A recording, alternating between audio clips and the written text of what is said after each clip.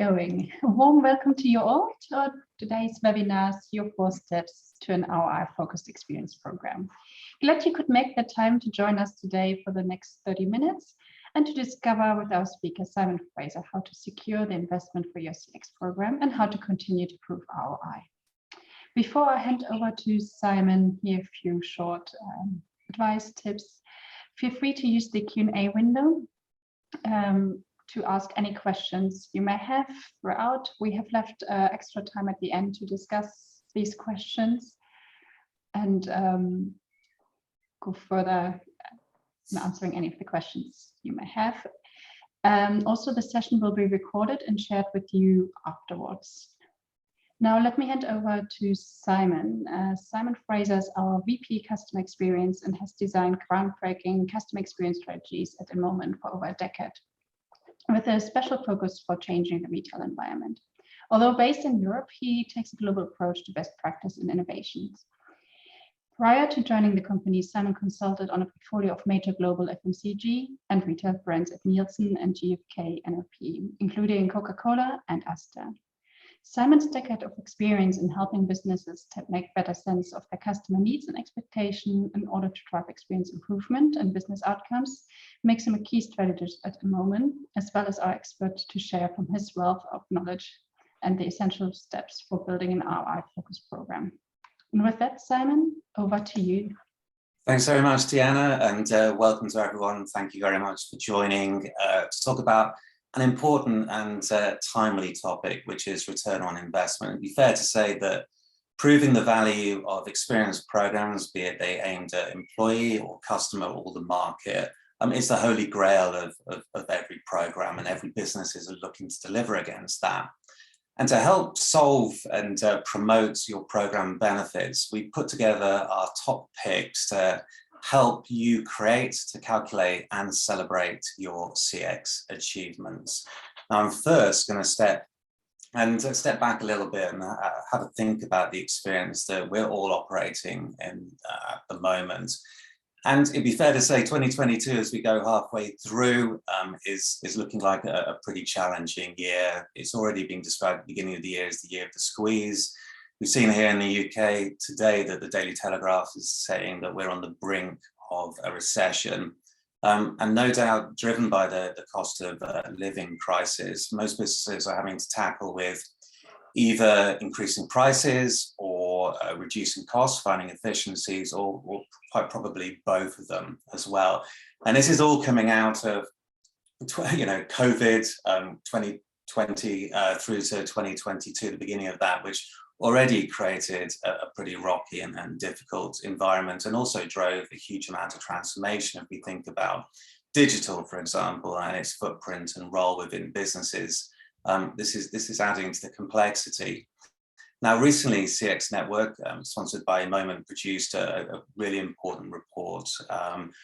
We analysed 250 CX experts across the globe, across multiple different sectors. And one of the questions that caught my eye was, we asked about what the top obstacles complicating CX investments were. Now, number one was actually around integration with existing platforms. We'll come on to that a little bit. But 4 of the top 10 all involved return on investment, finding budget, and enabling stakeholder buy-in and board level buy-in. All of these were recognized as being some of the key obstacles complicating investments in customer experience programs, but also, more importantly, customer experience initiatives in order to drive change and drive transformation. Now, traditionally, the view on return on investment has been something nice and linear and simple as, if you get happier customers and you've got happy employees, then you'll see that increase for return on investment. And there will be examples within your business where you'll find that, promoters spend more, or someone who's had a very satisfactory experience in a trip will spend more on that visit than someone who hasn't, someone who's only had a good enough experience. But I would argue, and we would argue, that probably isn't enough, especially given the environment that we're in. And it probably doesn't explain and lay out the effort and the requirements in order to deliver happier customers, happier employees, And as you'll see, it's not just about increased revenue, because that in itself is quite a complex topic. Which brings us on to the 4 steps. So I say these are tools, tips, techniques, and solutions that we believe will enable you to prove the value of your CX. The first one is going to be about CSuite Buy In, so the importance of getting that top buy-in in order to both get budget, but also to drive the sort of cultural transformation change that you need to deliver. Secondly is around designing with the end in mind. To create a truly transformational program, it needs to be tied towards what is most important to a business, and namely economic pillars and vision. Thirdly, around holistic view. So it takes a mix of technology and strategic services in order to prove return on investment. I'm going to talk about that. And fourthly, and finally, I'm going to talk about the importance of maintaining momentum when it comes to return on investment. You should never stop rolling back and thinking about what you've been able to create, and to be able to prove that value beyond the launch of your CX strategy and program. So let's start with the first one, in CSuite Buy In. So obviously getting anyone's attention is important. Probably getting your C-suite or your board interested and intrigued by what you've got to say. You've got to be able to provide a compelling reason for them to listen. And typically that's going to be tied towards talking to them about what really matters to them.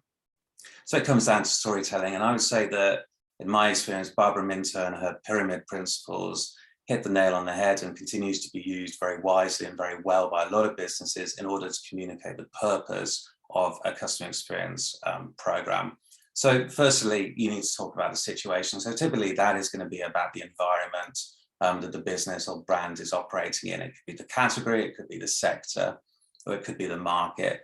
Secondly, you've got to be able to get across what the complication is. So what is the complication is no doubt giving your C-suite slightly sleepless nights when they're thinking about digital transformation is a really good example of that. And then thirdly, what is the question that is on their lips that you need to be able to answer through your customer experience program? And one of those I know from many businesses that I talk to is, actually, given all this digital transformation, how can I hold on to my happy, loyal customers who actually probably prefer it as it's always been? So how do you take them along on that journey? And your customer experience program needs to be able to provide the answers to that. And also you need to be able to prove the value in what you're doing. So let's first of all think about what most businesses are looking to solve for. At InMoment, we talk about 4 key economic pillars that most businesses are looking to tackle, and it may be that they're focused on more than one of these, but we'll take it in this case that we're looking at these case by case. So the first one is around customer acquisition. So customer acquisition comes about through supporting the brand positioning and driving positive word of mouth. By doing that, you're able to get in more customers. Secondly, customer retention. So solving for the problems that might mean that customers might become less loyal and may in fact look to leave you completely. And Forrester's research has shown that the customer who received a high quality experience is 2.7 times more likely to remain with your brand in comparison to a customer who's had a low quality experience. The third one is around cross-sell, upsell. So looking for opportunities to increase the share of wallet with your customers. And again, Forrester research has shown that a customer who's received great experiences is 3.6 times more likely to buy additional products and services from you in comparison to a customer who hasn't. And then the fourth one that businesses will be solving for is around how can you minimize costs? So that might be moving more customers towards a digital experience, for example, or reducing the number of complaints. So ask yourself this question: what is it that our business is looking to solve for? And how can I ensure that I am designing the program and delivering results that support against each of these pillars? And I sort of heralded this a little bit, that it's really important to be able to provide proof points. And obviously InMoment has got a wealth of experience in supporting customers and delivering against those economic pillars. I just got a short selection of these here. So around customer acquisition, that might be In the case of Nissan, where by delivering improved experiences, they've been able to improve their benchmark in their JD Powers sales satisfaction index by 3 points, which again helps to drive consideration and conversion. One of the clients I work really closely with is Quilter Wealth Management, and they were aware of the fact that their Trustpilot scores were low and didn't actually represent the experiences that they were delivering to their customers. So working through the creation of an API between InMoment surveys and Trustpilot, and we've been able to drive additional engagement in that review site and been able to improve their Trustpilot score from 2.1 to 4.1 in just over a year. Again, really important factor in terms of making sure that customers choose Quilter. Customer retention, Reliance, who's a very large energy company in the States, created a holistic view of their experiences, and through that we're able to pinpoint the moments that most mattered and most changed the course of a customer's relationship with them. And by recognizing these key moments of truth, they're actually able to turn that around and deliver their highest renewal rates in their history. Another one around customer retention and closed loop, a really important factor in terms of ROI from CX programs. Allianz, through the creation of this customer-centric culture, were able to reduce the time taken to close a case down from a matter of weeks to a matter of hours. So typically now Allianz is closing off their cases with unhappy customers within 24 to 48 hours. So significantly minimizing the stress around that. And the final one around cost to serve. So in the initial year, the Virgin Money was partnering with InMoment. Through our text analytics, we were able to pinpoint specific moments that created complaints within their business. And by taking very targeted action, they were able to reduce their complaint or call volumes by 26%, which was a saving in six-figure terms. So again, have those proof points ready in order to support your conversation with your C-suite. The second step, so around designing with the end in mind. And there's a reason when in moments onboarding customers, we talk about architecture and program architecture and building around the strategy. Because if anybody's had the pleasure or maybe pain of going through a major house renovation, for example, you don't sit down with the architect and start immediately talking about where you want your power plugs to go, your plug sockets. What instead happens is the architect will ask about why you are carrying out this work. What is the lifestyle that you're looking to create? How are you going to operate and live within this? Who lives within this house? And actually, what might that look like in 5 years' time? And it's very similar with CX programs and CX strategy. It should all be tied back to the vision of you as a business. You don't immediately jump into designing surveys and thinking about hierarchies, although they're really important to operationalize and support the change you're looking to deliver. But actually, you need to think about what is your customer vision, what is your brand promise, and how can your CX program support the changes that you need to deliver those objectives and that vision. And let me give you some examples of InMoment clients who have used that type of thinking very successfully. So if we think about NatWest, for example, so their mission is to support customers and businesses to thrive in order to have the much better abilities to handle and manage their money. So they need to create a really wide system to understand across the whole journey of their customers and across all the different pinpoint touch points in order to enable the best transformation off the back of that. So they've got to be guided by that purpose. Virgin Money, you may have heard me talk about them in previous webinars, but their purpose is to make customers happier about money. So they've created a CX metric called the Smile Score. So everyone is focused on not a net promoter score, but actually on improving that Smile Score. How well are they doing in delivering against their mission to make customers happier? ASOS is around creating frictionless experiences. So it wouldn't make sense for them to create a CX listening program that had too much friction, it was too long, that made it hard for their customers in order to share their voice. So actually, if you take an ASOS survey, you'll find it's incredibly short, again, matching their promise and matching their mission. And finally, Foot Locker. So their purpose is to inspire and empower youth culture in order that they can invest for long-term growth. And to do that, they need to elevate the customer experience. Again, they'll use the latest and greatest thinking and methodologies in terms of capturing and analyzing that voice to make it sure that their CX listening program is very much targeted and tailored towards that youth culture and that youth experience. And once you've ensured that you've built and structured your program around your mission, around your vision, it's really important to continuously track your economic success. So back to the 4 pillars again, if you think about customer acquisition, how well are you delivering market share change? Where are you seeing new customers come in across different time periods? How are you improving your rankings, like we mentioned on Trustpilot and social review sites? From a customer retention point of view, how are you reducing the churn rate off the back of your listening and understanding? How are you ensuring that you're increasing the average tenure and prove that case, and prove that point back to your business again? From a cross-sell, upsell perspective, how many customers are going on to buy additional products and services? How can you show that that is a result of the changes that you are making off your CX program and through delivering against your customer experience strategy? And finally, in terms of cost to serve, how are you thinking and being able to prove the reduction in process costs across your different channels? Again, that might be, in the case of Virgin Money, about reducing call volumes or call costs, or it might be around making your experiences more efficient and reducing labor costs, or pointing them into the moments that really matter for customers.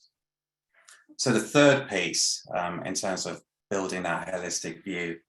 So it's really important to stress the fact that a fully functioning customer experience program cannot rely purely on transactional surveys. You need to be listening in many different ways. You need to be thinking from a relational, from a brand perspective.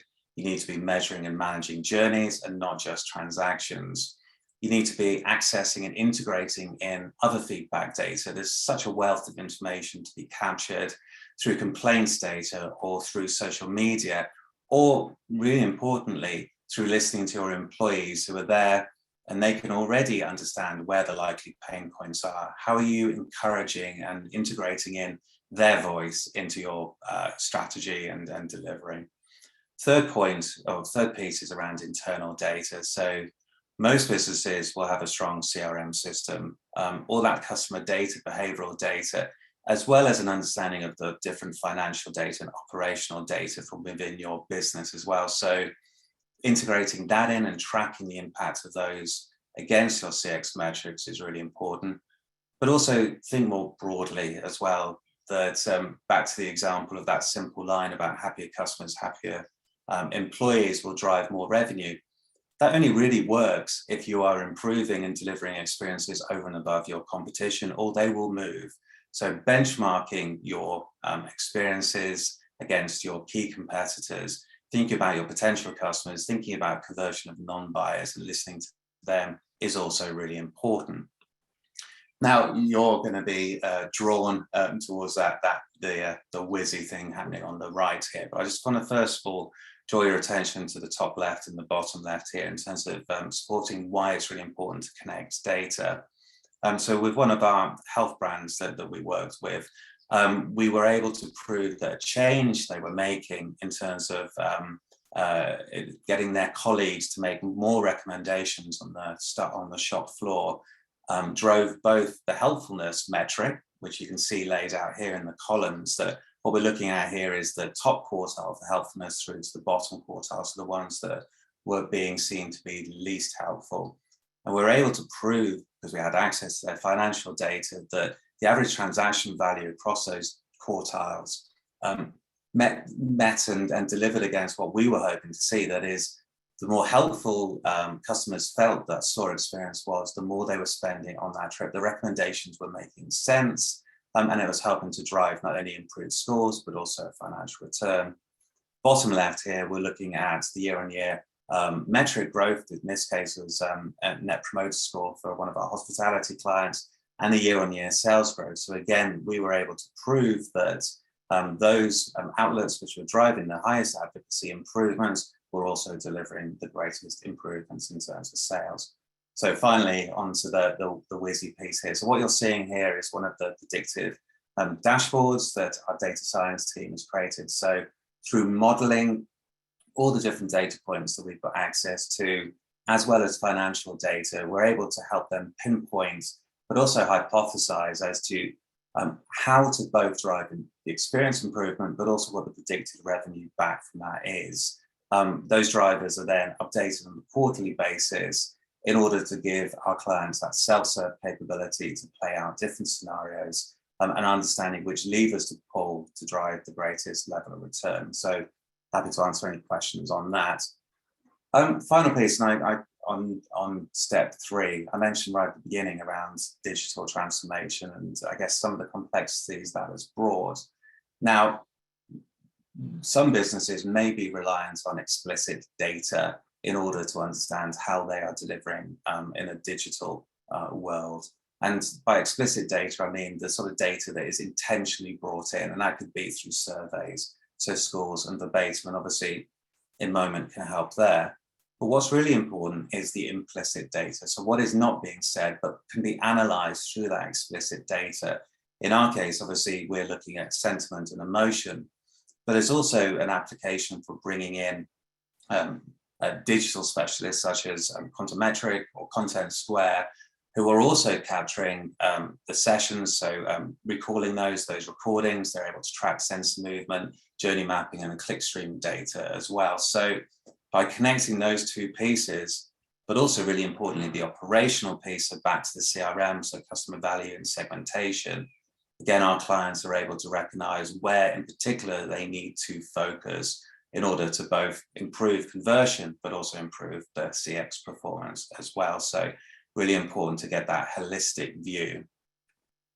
Final step. So as I talked at the beginning, it's really important to maintain momentum. And that's something that I talk about a lot, that actually CX is not a linear piece that you start it and then you end. It's a continuous improvement journey. And in order to be a leader in customer experience, you need to tie everything around your CX strategy, but you also need to ensure that you've got the governance around your CX program in order to drive change. You've got to make sure that you understand the drivers of CX performance. You've got to be very clear as to what it is in terms of those economic pillars that you are most focused on, customer acquisition and all the rest. Really importantly, you've got to have aligned, empowered employees who have access to what they need in order to drive change for the benefits of the customers, but also for the benefits of the business. And there's also got to be that integration piece that they have access to not just only CX survey data, but also those other key data points in order to merge and calculate the predicted improvements off the back of that. Now, I had the benefit of just a couple of weeks ago speaking to one of our international electronic retailers, and they laid out how they think about customer experience investments and the sort of the triggers for ensuring that they are making the right changes and that they're prioritizing the right areas. And I thought it was so good, I wanted to share it to you guys through this webinar. So the first piece is around, obviously you've got to ensure that the change that you're making will drive the CX improvement, the CX metric improvement. It's got to be tied towards the drivers of that metric. But secondly, again, reiterating that there's got to be that tying to the economic goals. So when you're proposing a change, you've got to be able to prove and talk about the fact that it will deliver against customer acquisition, retention, etc., and the one that your C-suite is most focused on. Thirdly, so what is the opportunity and risk? So calculate the opportunity in financial terms, but it may not just be an opportunity, there may also be a risk. So what are going to be the financial consequences of not making that change, and be able to justify and prove that number. Fourthly, and I think that when we're talking about return on investment, we can often think about the upside, purely the upside, without thinking about the investment required in order to drive that, that improvement. You know, happy customers, happy employees drive that additional revenue. But what is it going to take in terms of investment? So training costs, software, hardware, a change in store layout. How much is that going to cost in order to drive that change, and how easy is that going to be? And then finally, that link to brand strategy. So ensuring that the changes that you are making, again, are supporting what it is as a business you are promising to do. Really important one there is around, you know, CSR positioning. You know, is it supporting your brand values? Is it supporting your sustainability goals? If you've got all of those sorted and you're able to prove how you're going to answer across each of those 5, then you're in a really good place to get that investment and strengthen your business case. Last one, in terms of the step 4 and the ensuring of keep going, that again, consider where you are on this map.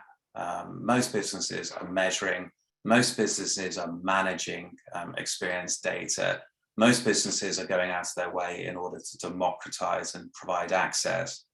But it's in the right-hand side of this chart that we need to pay the most attention and continuously look to ensure and reinforce the fact that there is that return on investment culture, that we're always looking to measure back to prove the success of the initiatives that we're creating, and ultimately get to a culture of commitment around experience improvement, where the business across all different levels, across all different departments, understand and change processes, products off the back of your CX initiatives, and knowledge and understanding around your customers and your employees and the market. So I'm going to just quickly check on time. Perfect. So in terms of the 4 steps before we open up to any questions. So firstly, really important to get that C-suite buy-in. Ensure that you are tying your CX to the pieces that most matter to them, typically economics. Secondly, design with the end in mind. Ensure that your CX is supporting your brand promise and your mission and your purpose. Thirdly, ensure that you're leveraging the latest in terms of technology and also strategic insights to bring all that data together. And finally, don't stop. It's really important to constantly be looping back and celebrating and sharing success stories within your business based on the changes that you are driving. So don't stop doing that. Ensure you've got that momentum and structure around your business to drive the best changes and drive that return on investment. So Deanna, I don't know if we've got any questions for me. I'm mindful of time. Thank you, Simon, for the great summary around the 4 steps. Yes, we do have one question and another that came in. Dear audience, if you have any other questions, we have a few more minutes left to go through them. Please drop them in the Q&A window or the chat window.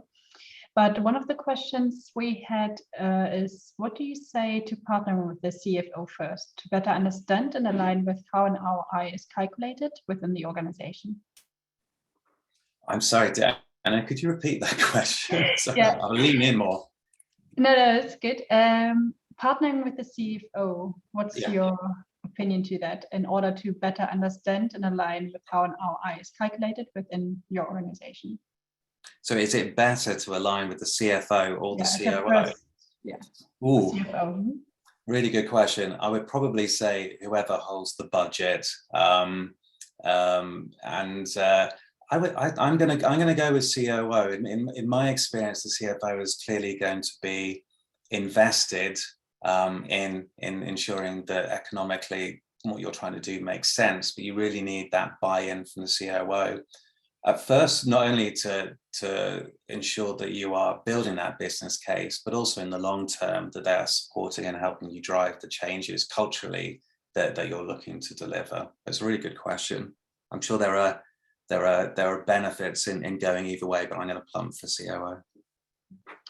Thank you. And another question that came in is, we're at the beginning of our ROI journey. What are your initial thoughts to get going?